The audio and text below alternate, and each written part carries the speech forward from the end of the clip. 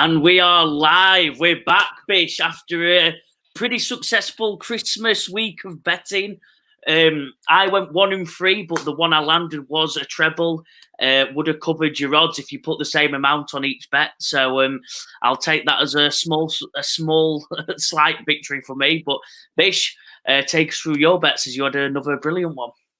Yeah, we had a good Christmas Eve. 2 out of 3. The Colts money line didn't quite come in at evens, but we hit the Bucks over 20.5 points, along with Baker Mayfield over 1.5 touchdowns, which was 2.5, and then the Justin Fields touchdown, anytime rushing touchdown, along with a 56.5 rushing yards, which was the big one. 3.75 decimal odds. So yeah, some good profit, and I'm starting to look like a great season now. I'm just under. I'm 9.5% ROI, and up for 4.8 units. So after an awful start, we're slowly reeling it back, and those that stuck with us are reaping the benefits here. Yeah, Bish, you're on fire. What can I say? I'm with you. Whatever. I'm waiting to hear what you've got coming for us this week, because I'm joining you full-handedly with the streak you're on. So yeah, happy you're on the Punt show and no one else's, because like you said, the winnings are coming in. On my one, I landed the treble of teams, as I said. Let me just load it up on the side here. The Packers, the Jets, and the Buccaneers all to win by money line, and all came in. My two that didn't come off, the Seahawks v Titans game. The Seahawks actually did win by 2.5, but it wasn't over the 40 points, 41.5 points that I had it at. And also the worst game in the Chiefs season, I think, happened, and Kelsey couldn't get any receiving yards. Well, enough receiving yards. I think he got about 45 or 46, something like that. And then Mahomes, nowhere near the 266 passing yards needed. So yeah, tough one that, because that should have been a banker for me, Bish. To be honest, that was hoping I'd guarantee myself 1 out of 3 and then go from there with the other 2. But you live and learn. I landed the big one, didn't land the safer one. So as it is in football this year, it's been a crazy up and down ride. But Bish, take us through your first bets. I'm reading them at the side here. I'm really excited. So yeah, give us your analysis. Yeah, my first one up is sorry, I'm just reading off my phone because my prep's there, but it's just I can't read my own handwriting, so I've had to put it on my phone at the short notice. But yeah, I've got the 49ers minus 6.5, along with Christian McCaffrey over 87.5 rushing yards here.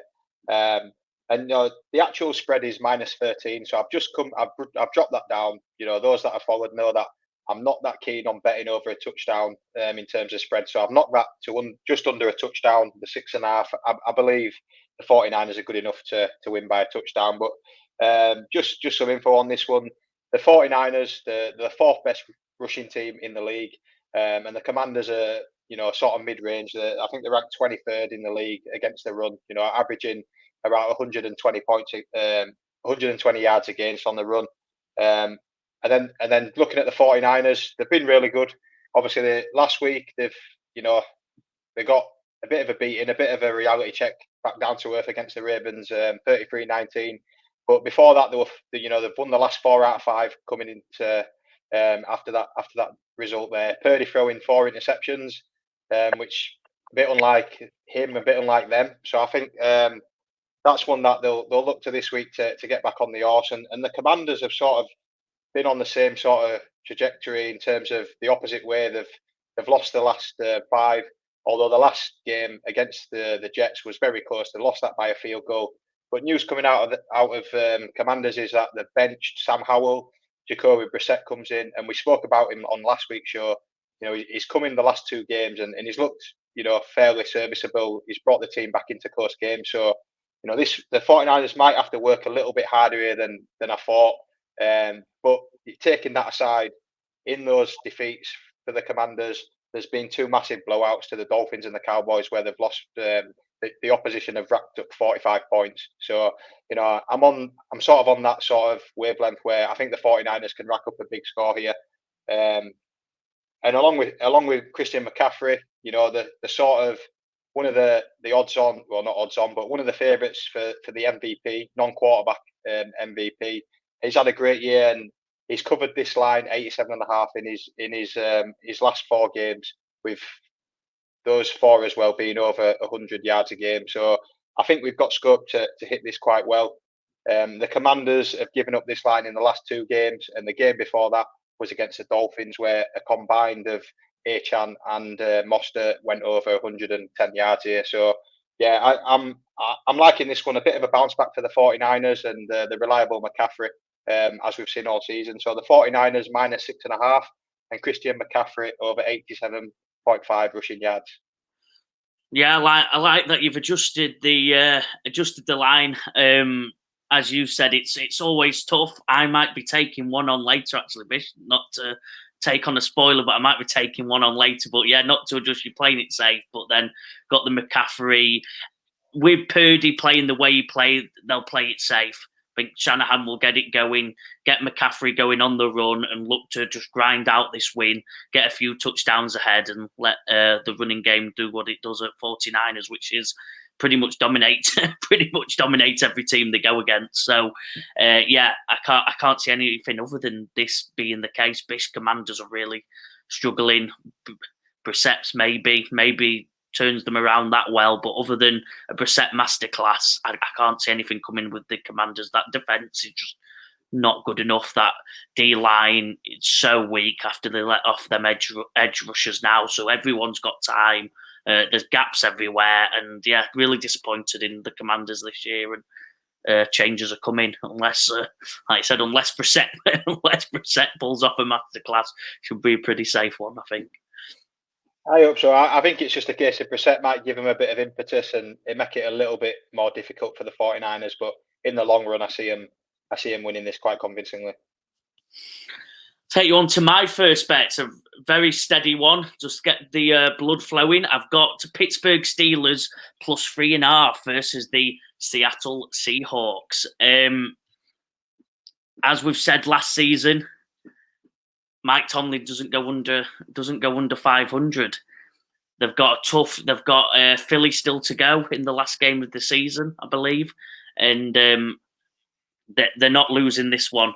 Mike's not risking anything here. He's going to get the win, secure that 900, make them 9-7, and nothing. Yeah, I don't think anything's coming. Seattle have really struggled on offense. They've pulled off the wins, but they're not. The offense isn't flowing. The run game with Kenneth Walker's really slowed down, and they're relying on the wide receivers to do all the work, which can be the case with the Steelers. They're not elite pass stopping team, but I think Tomlin's going to have this one. I love the storyline. I love that storyline of Tomlin not going under 800. That's my big play. And Mason Rudolph's in. Mason Rudolph, out of the 3 quarterbacks this year that played for the Steelers, has the highest yards per carry, yards per throw. All the stats are saying throughout the years he's played there, he's been a Steeler for over 4 years now. He's as solid as the backup as they come. He's averaging 5.5 per reception compared to Pickett, who was at 5, and Bish, help me out again. I forgot his name. Sorry. Trubisky. No, I've remembered. Mitchell. I didn't need you. Mitchell Trubisky was a 3.8. So I think all stats are suggesting the Steelers team will pull off the win. They've been up and down all year. They grind out wins, and even if they don't win, the 3.5 line that I saw, they're not losing this by more than a field goal. If they do lose it, it's going to be really close. Both like the run.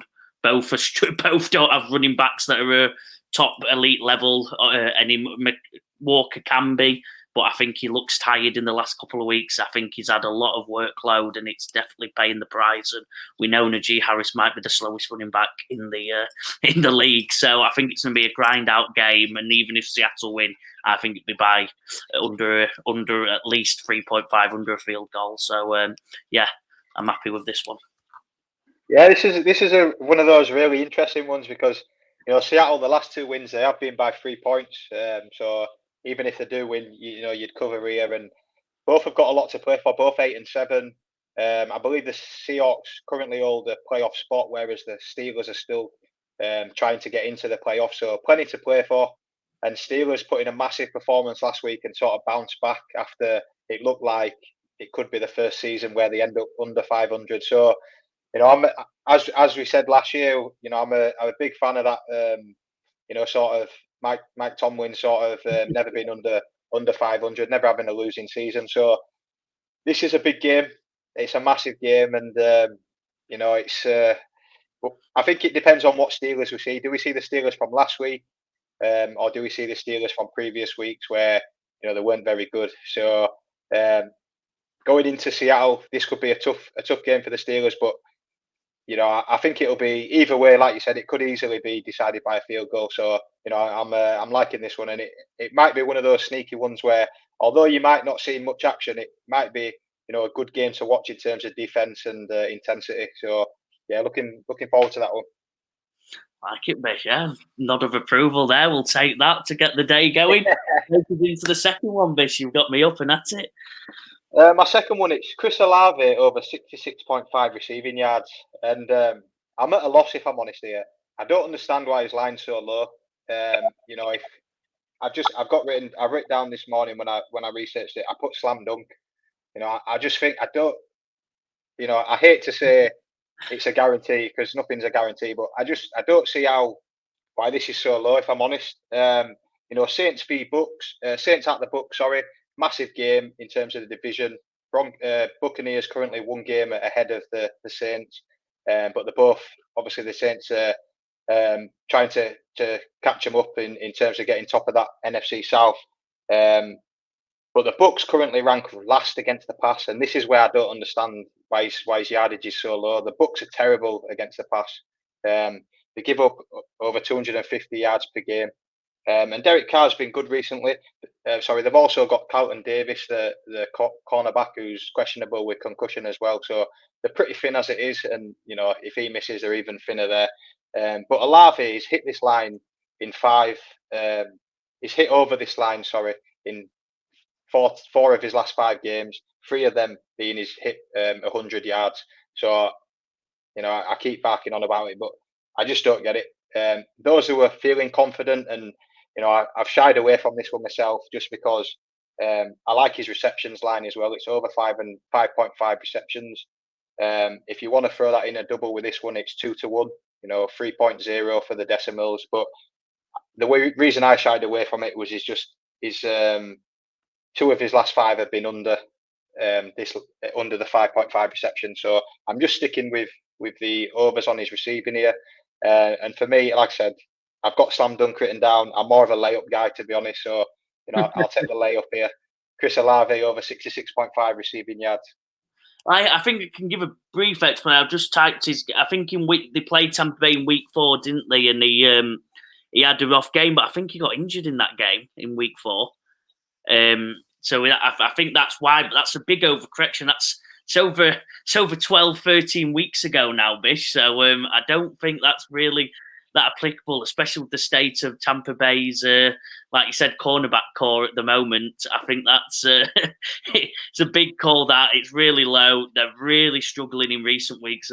They stopped the run quite well. I love the linebackers there at Tampa Bay. Both have been there from the championship year. Both are brilliant, but cornerback-wise, safety-wise, they definitely struggle. They like the shootouts, and I think with how high tense this game is, it's going to be a shootout for the ages. It's probably the one I'm most excited to watch this weekend. So all says Chris Olave is a good game here, Bish, and we take another solid win. I hope so. Like you said, it might be that, like you said, but his last 5 games, his form has been really good. So I'm banking on we see that Olave rather than the previous in the early season. Yeah. So no, I'm all with you. I think sometimes the bettors do that though, don't they? They overcorrect if there's a random storyline. They do that sometimes. The old companies, and it's they're always a safe bet when I think they've read too far into a random storyline from very, very early on in the year. So yeah, all with you, Bish, and let's bank 2 out of 3. My next one, I'll just load it up here to get my notes, is the Atlanta Falcons +3 and B. John Robinson over 2.5 receptions. Again, they're against the Chicago Bears. Chicago played pretty well the last couple of weeks. Can't lie, but I think this is a banker. I think I've spelt the Falcons wrong. I've spelt Falcons, and I've just seen that. I apologise for the poor spelling on screen. But yeah, I think the Falcons take this apart. I think they win this game. I've took +3. If the Falcons do lose, in the games they do lose, they lose by 1 or 2. And it's normally on the back of Desmond Ridder having an atrocious play, doing something mind blowing in the red zone when it should have been a field goal, and they should have took away the victory. They've found a way to lose, but no, I don't think they will underwork. Taylor Heineke's back in action, and whenever they use Taylor Heineke, I think he's a lot better than Desmond Ridder. Ridder's has some clangers. Heineke does, but he's a lot safer. He's a lot safer than Desmond Ridder, and I think he's been there, likes the big games. Like this is not it's going to be for the Bears, but I think they're looking for redemption on the season. Falcons are looking to have any far off chance of making the playoffs here. And I think they pull off a win to give themselves some hope. Bish, I think +3 for the Falcons against this Bears side. The defense has improved, but you can't run against the Falcons. It's the one thing they're really good at in defense. The one thing the Bears do well. DJ Moore is the outlet for that. If the run stops, well, as I found out and had a brilliant game on, he got injured, didn't he, in the last game? And I think even if he does suit up for this one, he's not going to be 100%. And I don't think he can solve the woes of what the run game's going to struggle with this week. So I've got the Falcons +3, and like I said, I think this is a I'll call it a home run one. Sorry, Bijan on the receptions as well, just to cover that one. He covers this. I was surprised at this line. He covers this line every week, essentially. every week he has more than 2.5 receptions. The only week he hasn't done it was against Tampa Bay, where he had that ill game that he should have played, but then did play for a snap. It's really shocking to me. Even in the shocking loss they had to Carolina, he still got 6 targets, 6 receptions, 27 yards. I think the Bijan Robinson is a banker, and the Atlanta Falcons covers this one well. I'll just load it back on screen with the correct spelling for you. We love to have the correct spelling. There you go. I think a solid bet, Bish. Love your opinion on it, though. Yeah, I like what you're doing here. I've had success against the pass catching running backs against the Bears. It's the way they defend. They defend. They're very good against the run. I think they're the number 1 ranked team against the run. But on the edges, they play man to man, which leaves the running back free to get his receptions. The Falcons, I'm officially out on the Falcons.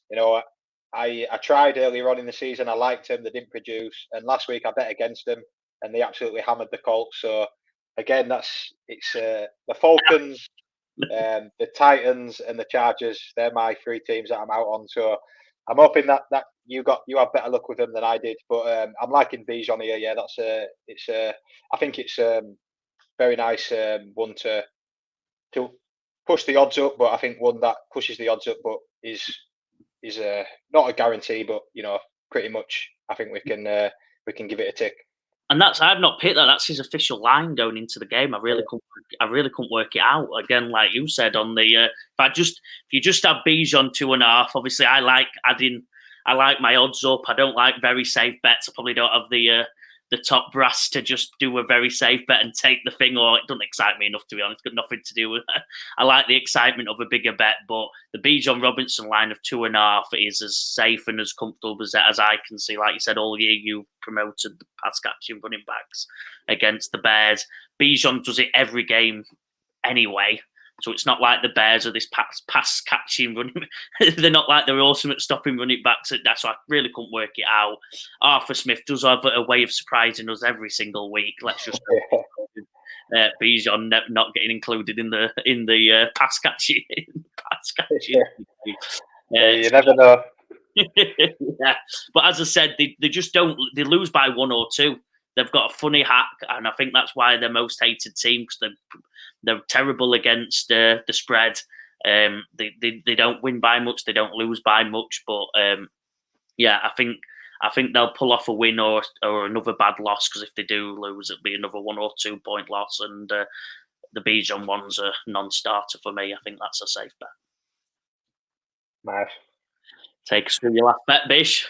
My third and final bet this week, it's the Rams money line and Kyren Williams over 19.5 rushing attempts here for the Rams. And just the Rams are red hot at the minute. 8-7, currently hold the number 6 seed in the playoffs in the NFC side. 5 out of 6 wins. That one loss being an overtime loss against the Ravens. The Ravens beat the 49ers convincingly last week, so that was a good performance. And the Rams, since the bye, since Kyren Williams has come back, he is their offense. The Rams run the ball. It sets up everything for the Rams. Kyren Williams, in his last 4 games, has all been over 20 carries a game. So he's a workhorse running back. He's getting every touch possible. He only goes off for a breather and comes straight back on. And in those 5, 4 of them have been over 100 yards as well, with some, 150 plus. So they're making things happen, making it work. The line is currently -4, but I've just gone with a money line on the Rams here. It's at MetLife, New Year's Eve. So the Giants 5-10, they've played themselves out of sort of an early pick for a new quarterback. We had the Tommy DeVito run. That sadly ended now. It's Tyrod Taylor gets the nod. He's back this week. But they've had 3 wins in the in the Tommy DeVito run, but the last 2 have been losses, close losses. One to the Eagles last week, but where I get the Kyren Williams line from here is they're currently ranked 29th against the run, the Giants, which is 4th last in the league. So teams are running all over them, and I can just see this one being the Rams control the game. Kyren Williams gets his rushing attempts, and the Rams win the game, just because they've got everything to play for. Maybe a bit biased, but I'd say they're one of the hot teams, one of the hottest teams in the league at the minute. So yeah, Kyren Williams over 19.5 rushing attempts and the Rams money line. Yeah, another strange one. Is that the official line for the Williams? Yeah, that's his line. Yeah, I mean, yeah. I was tempted by the rushing yards, but it's pushing nearly 100 yards, which I think he can get it if I'm honest. But I just think this is more out of the 2. This is more realistic, because I just think he is the. Well, you know him, you hold him in fantasy, don't you? He is the back. He gets every touch going. He is only on the sideline for a breather and he's straight back in. So in a game, I think the Rams will dominate. I can see him getting that. I think, yeah. Against the Giants, Tyrod Taylor, what does Tyrod Taylor offer? He offers safety. He offers slow play. He's known as one of the safest backup QBs you can have in. Very different from DeVito. DeVito's more in the Heineke, Fitzpatrick sort of role, where it's gun and it's either up or down. Where Tyrod's not. Tyrod's safe. He'll take the play or check it down. I think this is going to be a slow game. I think the Rams are going to grind this out with the run. I don't think they'll need to do anything else. It won't be one where they have to go toe for toe. I think the Rams might even take a good lead here and Kyren run it out. So Rams money line should be a lock, unless Tyrod's something we've not seen before. I guess he is slightly we know what he is, but I guess he's slightly unknown on this team at the moment with DeVito. But I can't see anything else happening other than Rams winning this one and Kyren Williams, with the way it's been going, Bish, they might as well just keep giving him the ball. I think the only caveat I'll chuck you is he did have 1 or 2 fumbles last week, Bish. I'd say that's the one nervous. That's the storyline there. Why it is that number, maybe because they might be thinking, he might go elsewhere now because of the fumble or 2. But he's earned a fumble or two, and with how good he's played this year. I don't think that will matter. I don't think they'll use that to stop his play, because otherwise he's been unbelievable. He's been awesome, and they'll carry on using him. So yeah, I think a safe, good bet, Bish. Nice one. Yeah, he has had those fumbles, but they've also put him back in the game late on when the game's sort of in the balance, not in the balance, but to sort of see the game out. So hopefully he's learning from that and he can keep it a bit tighter this week. Bish, I've got my third bet, and I know you're probably going to disagree with me, and I couldn't resist because I love a storyline, as I've mentioned all week, and it's the one and the only Buffalo Bills minus 13, and over 40.5 points in the game versus the New England Patriots. If this isn't a redemption arc, I don't know what is. Everyone wrote off the Bills. I think we even talked about the mid-season saying, "Oh, they're not quite there." Well, Micah Hyde's coming back. They've got the cornerback coming back. They've got the defensive woes that they had are actually going to start getting fixed. The injury, they're not as injured on defense as they was because they're not as big names. We don't pay as much attention to them, but I've done my research on this one, and the defensive woes are stopping, and I think that's why you can see they comfortably beat the Cowboys. They had a shock against the Chargers, but it was a really short turnover, and I think they were half asleep going into Christmas thinking it'd be an easy win. They pulled it off in the end, so they got what they needed to do. Against the Patriots, obviously the famous game earlier on in the year that people gained hope for against the Patriots, they beat the Bills. The score was 29-25. I don't think you're stopping this Bills team if it gets going. They'll be so hungry to win this one. They're nearly playoff bound. They might end up with the second seed after the way it's been going. If they win the next couple of games, they could end up with the second seed. They've got to beat the Dolphins, but it's going to be a crazy. It's going to be a crazy run for the Bills if that happens. I think they need the Dolphins to lose one as well. But there's a world where the Bills end up with the second seed. They'll be going for it. It'd be brilliant for the storyline, the comeback. They played well in the last couple of weeks. Like I said, the Chargers, they just started so slow. They were half asleep, pulled it off when they needed to in the end. That game was over 46 points. Against the Cowboys, they scored 31 points. The Chiefs, which defense has been very good this year, they scored 20. And they scored 34 against the Eagles just in recent weeks. I think they're coming all guns blazing for this one. It's at home. Everything's going to be in their favour. The fans are going to be roaring. I think the only thing that stops the over is Patriots not getting many points at all. But I think the Bills have an emphatic victory here. Minus 13. We have a rule at the punt that we normally don't go near these ones, but I thought I've got to. I'm so excited to watch the Bills. I'm so happy for them. They're getting things right, and they might end up even as we called in our mid-season, two-third quarter way through the season.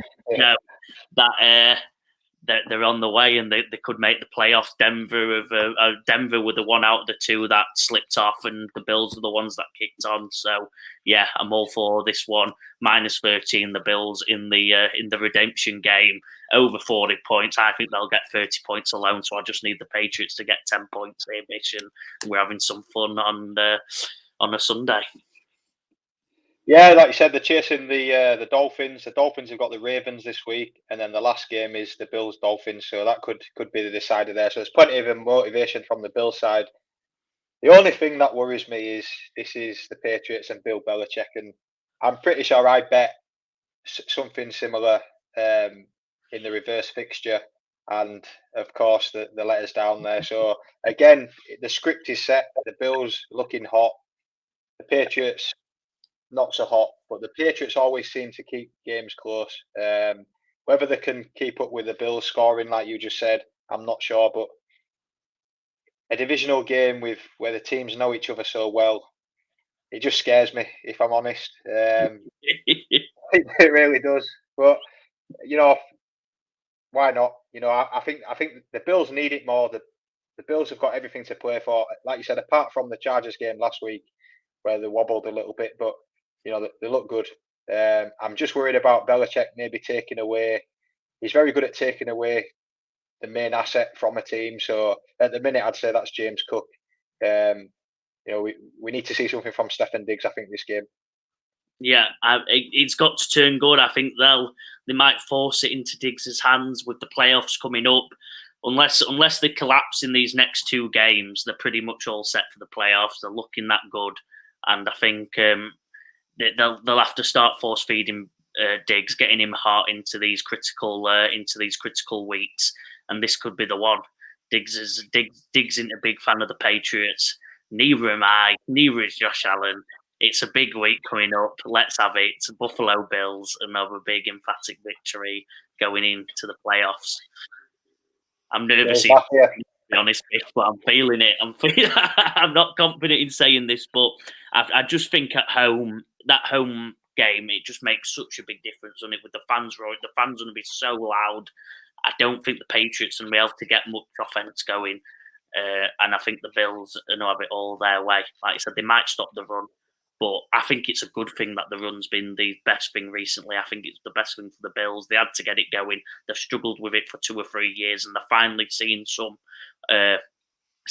rushing from someone else other than Josh Allen, and it's been good. And that hopefully eventually should open it up for the receivers. I think they've been concentrating on that, and now let's see the receivers go back to, obviously, especially Diggs, going back to what they did earlier on in the year, and this could be the game for where it all just clicks and we see a very defining victory for the Bills. I hope so. I'll be cheering it on because I'm always liking a Josh Allen touchdown as well. So I'll be cheering this on. Thanks, Bish. Yeah. I think I'll just caveat, we've not got Tag's touchdown treble as of yet. It's on the way. As soon as we get it, we'll post it to our social medias and we'll get it out there. But Bish, give us your final thoughts and a few interesting bets. I think a bit safe from all of us, but some great storylines going into this week. It's nearly playoff football. Take us through it. Yeah, I'm looking forward to it. New Year's Eve, there's a big bulk of games on that 6 o'clock window, so you can get them watched and then choose the 9 o'clock games or enjoy your New Year's celebrations after that. So yeah, please subscribe to the channel. We're doing all right in bets this week, so pass it on. If anyone wants some New Year's some money to pay for your drinks, possibly, then tail a few of ours here. But enjoy the last few weeks, the business end of the season, and any best bets that you think are bankers that we've not covered, please get them in the comments, and let's see how we both get on. Yeah, pay for your New Year's Eve, lads. Get on it. We're all feeling confident. Maybe that Bills one's the one we're nervous about. The rest of them, get on it. Have some fun, and good luck to everyone who's gambling on New Year's Eve. Happy New Year. Happy New Year.